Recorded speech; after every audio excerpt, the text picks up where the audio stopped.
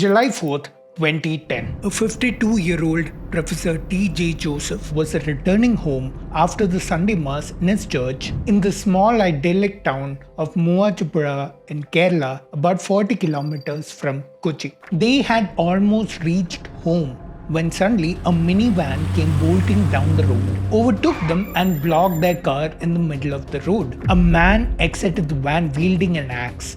He looked angry. Few more men exited the van with knives and daggers. The men started walking towards Joseph's car, weapons in hand. The man with the axe started yanking Joseph's door open, while the others tried their luck with the other doors. They were all locked. The axeman then smashed the window open with his weapons handled, and he opened the door from inside. Joseph was trapped.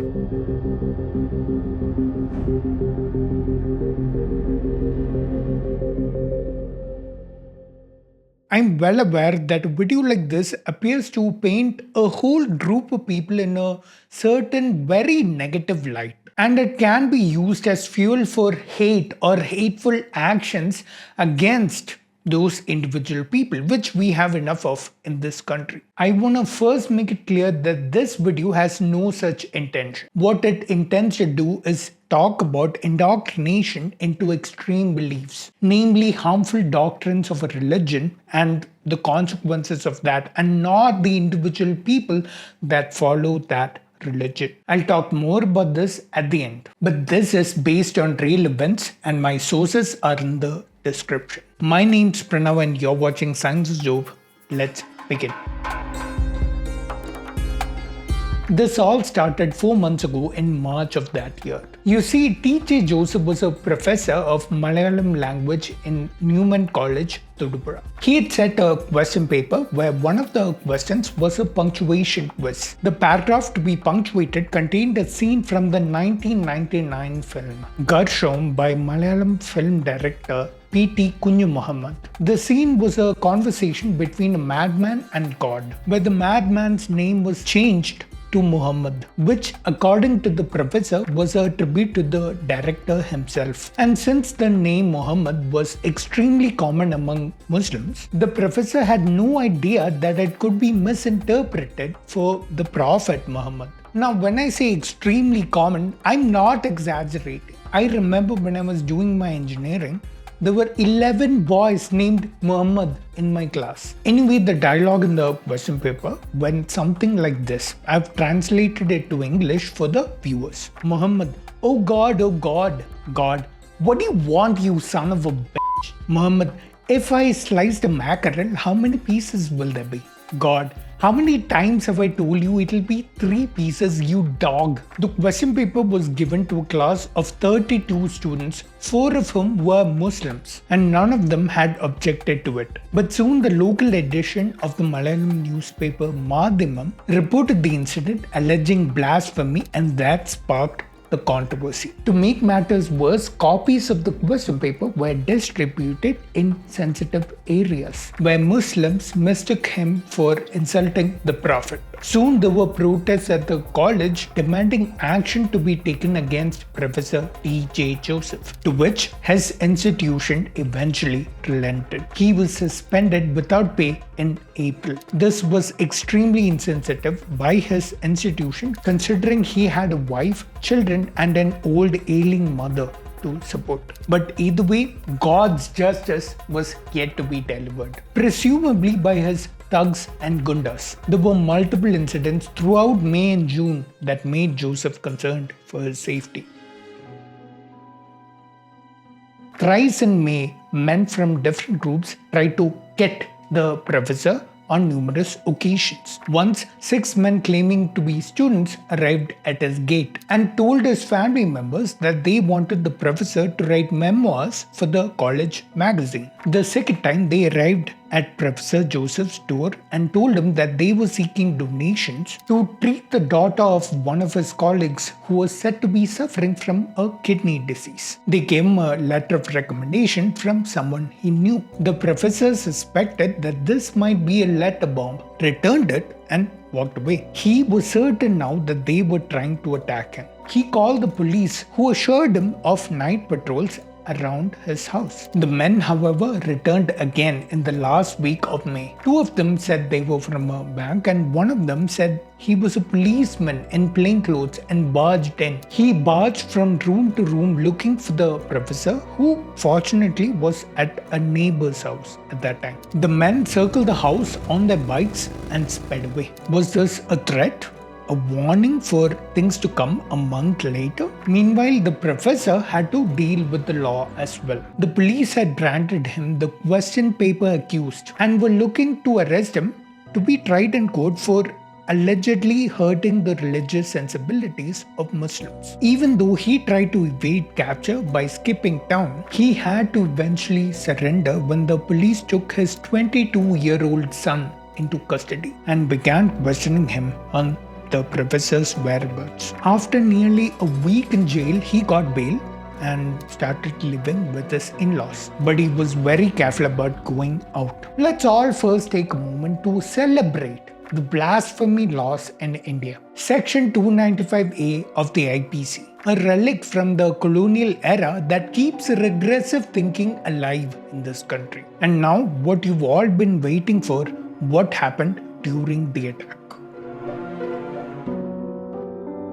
I must say that this portion of the video may be distressing to some viewers, so watch at your own risk. The man with the axe dragged Joseph out of the car, leaving him lying in the middle of the road. He pleaded for his life, but his pleas fell on deaf ears. The axe came down upon him like a hammer, precisely striking a nail. The man with the axe struck repeatedly at his wrists and ankles. Joseph's left hand was severed and his right was barely hanging on to his body. Joseph's home was only a few meters away, and hearing all this commotion, his son came running out with a machete. His neighbors had also come out of their homes. Seeing that the numbers were not on their side, the attackers decided to make a getaway. Like a scene from a movie, they exploded 2 bombs and got away in the van in the cover of the smoke. And the attack was over. But the whole ordeal was only beginning for Joseph, who lay bleeding and unconscious on the ground. His family and neighbors quickly take Joseph to a hospital. Severed hand in a separate bag, and he's in surgery for 16 hours, where doctors try to stitch back his severed limbs, but they could only do so much. Joseph, who recovered over the next few months, could never regain the full use of his hands. But this didn't stop him from doing what he would do, as you'll see later on in this video. Let's now look at the people who carried out this attack.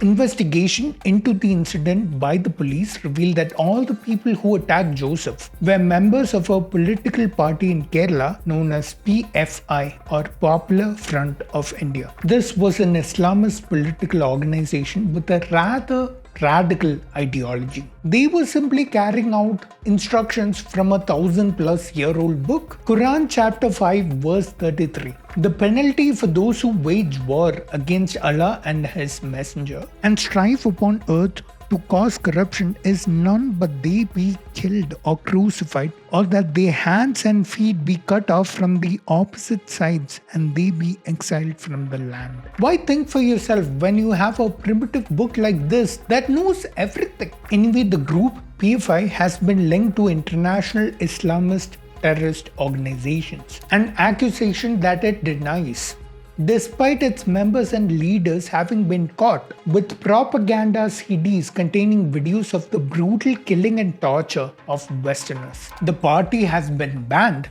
not only in Kerala but all over India. The accused have been convicted and ordered to pay compensation of rupees 8 lakhs. They've also been jailed for a couple of years, which in my opinion is a very lenient punishment considering the violence they committed. Now, this is also a compensation that Joseph is yet to receive, but his story was only just beginning. The professor's life wasn't very easy after the incident. For 4 years, he had no job. His institution feared legal consequences for employing someone who apparently hurt religious sentiments. Even physically, his life was very difficult. He had lost the use of his right hand and had to start practicing eating, writing, and practically every other activity with his left hand. To make matters even worse, his wife fell into depression owing to the family situation and took her own life in 2014. These were very dark times for the Joseph household indeed. But as they say, every dark cloud has a silver lining. The first news of relief came to Joseph when the court acquitted him of all charges on blasphemy. Its statement was that this was a result of some Muslims misinterpreting what he wrote and assuming offense. Joseph was also eventually reinstated in his job with 3 days left to retire. This may seem like a pointless decision on the part of the college, but this meant that he got retirement benefits like a pension, etc. As of today, he's a rationalist and writer and speaks against religious indoctrination. അവരുടെ ബുദ്ധി ഉദിച്ചു വരുമ്പോൾ തന്നെ അവരുടെ തലച്ചോറിലേക്ക് ഈ പറയുന്ന അബദ്ധജടിലമായിട്ടുള്ള കഥകൾ മുഴുവനും മാതാപിതാക്കളും ബന്ധുക്കളും എല്ലാം അങ്ങ് അടിച്ചേൽപ്പിക്കുന്നതുകൊണ്ടാണ്. And this is his recent book Brandana Stuti, which I'm in the process of reading. By the way, his books are in Malayalam in case you were planning to read. Overall, despite everything that happened, I'd say things are looking positive for the Joseph family.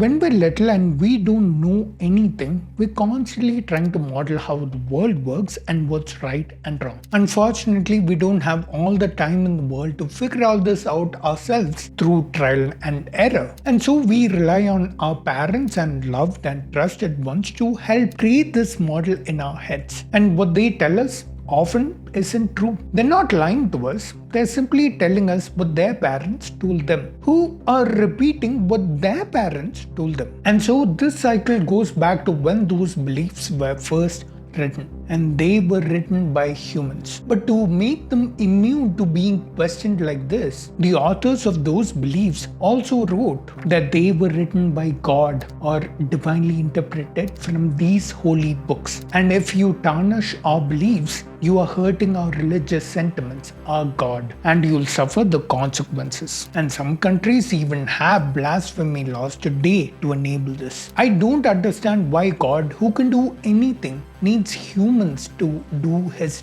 dirty work. And I don't see why some people don't see the missing logic here. Whenever and wherever you find beliefs like these that lead to extremism, like in Islam, or even if you don't follow that religion, I want you to hold up a mirror to yourself. You may not hold these particular beliefs, but you do hold beliefs. Beliefs that sometimes bring harm to others. And I'm not talking about stories and myths and festivals and food. That is culture, and there is beauty in that, and it has to be celebrated. I'm talking about discrimination, hate, or going against science, or going with pseudoscience, and in the worst cases, violence in support of blind beliefs. There's another side of the coin to this. I see Muslims as being victims of beliefs which they never wrote down. And in a country like India, where they don't have power, they're often victims of violence. Whether one is at the giving or the receiving end of that violence, we must understand that faith and blind belief is what leads to all this. The entire goal of my channel is to get people to rise above this groupthink. You and I are not groups we belong to, or the brotherhood we identify with. You and I are individuals capable of our own thoughts, and we must use this same thought to think our way through all this nonsense and figure out what's best for us. Our values must be ones that benefit everyone and not just ourselves. Because if we focus only on what benefits us, we're heading down the same road as the attackers of T.J. Joseph. I don't know if this video is gonna get demonetized for talking about a violent incident. But stories like these, I feel, are the ones that need to be out there to tell people about the dangers of religious indoctrination. And I need your help, your support to bring out more such videos. I'm someone who doesn't take sponsors in his videos unless the product is aligned with my channel goals or my own personal goals. And plus, look at this video. You think sponsors won't find that too risky for their brand? But sponsors or no sponsors, this entire nation needs awareness to be raised. I've explained the financial situation of this channel before, and the only way I can keep it running is through your direct support. Because we all know that YouTube ad revenue sucks. You can support me through these options that you see on your screen. I'll also link them below. I highly recommend Patreon and Buy Me a Coffee. They both take the lowest commission for continued support if that's what you choose. And plus, there's no obligation. If you can't financially support me, you just need to share this video so that it reaches more people. Now, I believe of these options, Buy Me Coffee is the easiest. You don't even have to open an account for one-time support, I believe. And plus, I've now opened memberships on Buy Me Coffee, so you can give me continued support there as well. And for that, you will get early access to these videos before they go up on YouTube, ad-free. I'd like to thank my highest tier supporters on Patreon and YouTube. If you like this video, you might also like this one where a rationalist challenged a tantric live on TV. I'll see you in the next one. Till then, remember, science is dope.